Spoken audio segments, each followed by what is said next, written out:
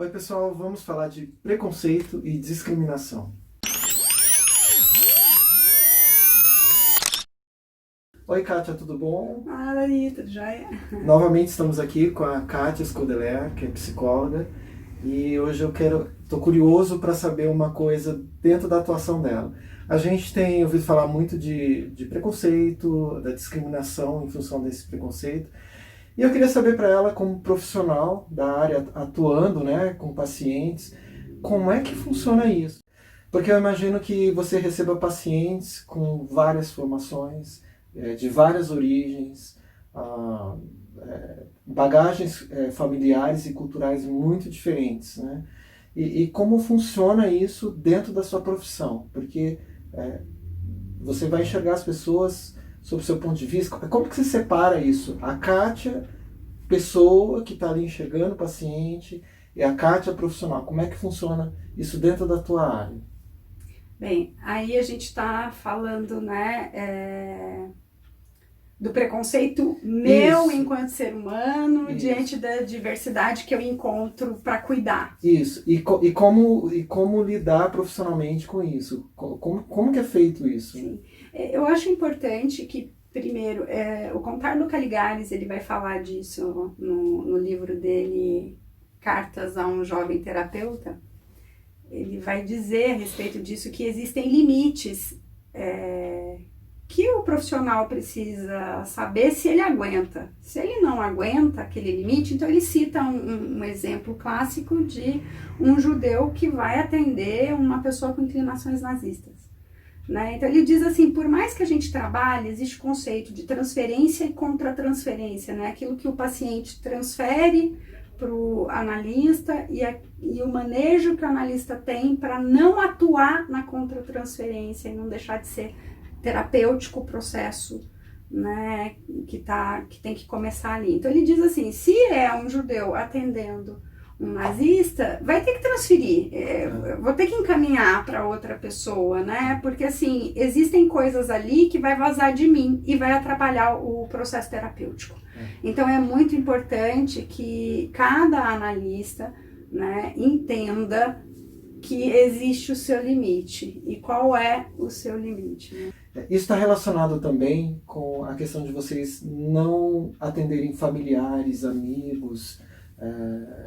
Tem relação com isso, com essa questão Sim. de preconceito? É que na verdade aí não é a questão do preconceito, né? É a questão da contaminação. Então eu estou atendendo um filho e ele me traz uma mãe que não necessariamente é aquela mulher que eu vou atender, né? E também tem uma coisa muito importante que é o seguinte, esse filho, sabendo que eu vou atender a mãe, ele vai ficar preocupado se eu vou ter toda a ética de não vazar nada para a mãe dele. E também pode acontecer uma manipulação, sabendo que vai atender, aí a sim, fala, o comportamento dentro sim. da terapia pode também ser Sim, contaminado. toda vez que você tem um fator de controle ou de observação, o ambiente já sofre ali uma intervenção, ele já está contaminado, né? Por exemplo, as nossas conversas sem o vídeo são uma coisa, com o vídeo, né? Por mais que a gente tente, né, essa proposta nossa de manter o ritmo das conversas que a gente já tem há anos, né? Mais de 20 anos que a gente se conhece.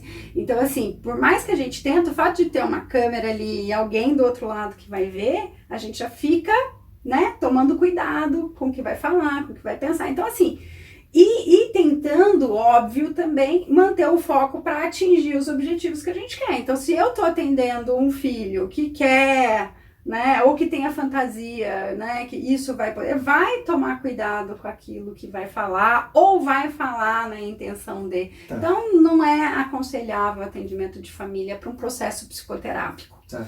Exceto se for a família, né? Então põe todo mundo no grupo ali, e aí assim, isso é um atendimento de família. Agora, a psicoterapia individual, a mãe vem comigo no horário para tratar das questões dela enquanto mulher, que ali não só a mãe, mas enquanto ser humano. E o filho vem, não rola, não dá, eu prefiro encaminhar. Todos nós temos algum tipo de preconceito, isso é fato, né?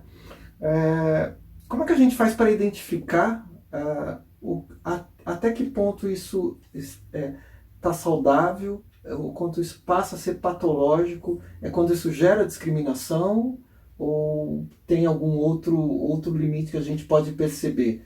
Eu estou falando isso porque a gente está vivendo um momento com muita discriminação, todo mundo está acompanhando, então eu queria que a gente tivesse alguma maneira de identificar isso, entendeu? Talvez enquanto seja tempo, né? Como dá para fazer isso?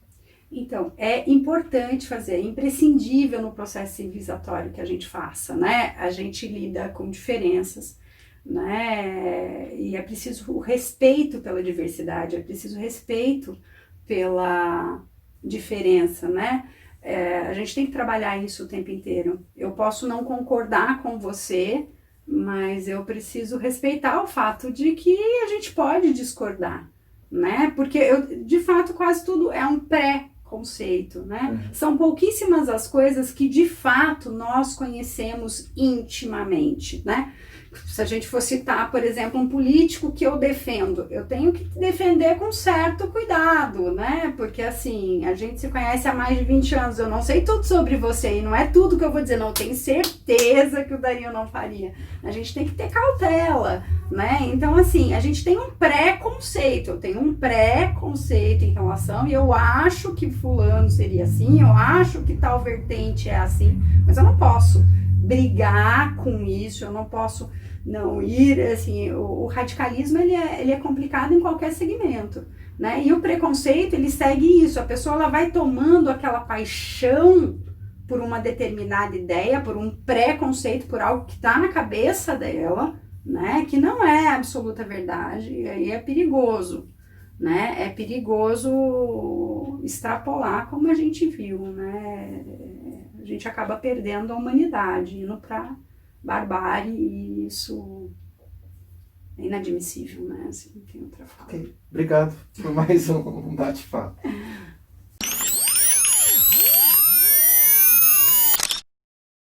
Eu ia perguntar mesmo.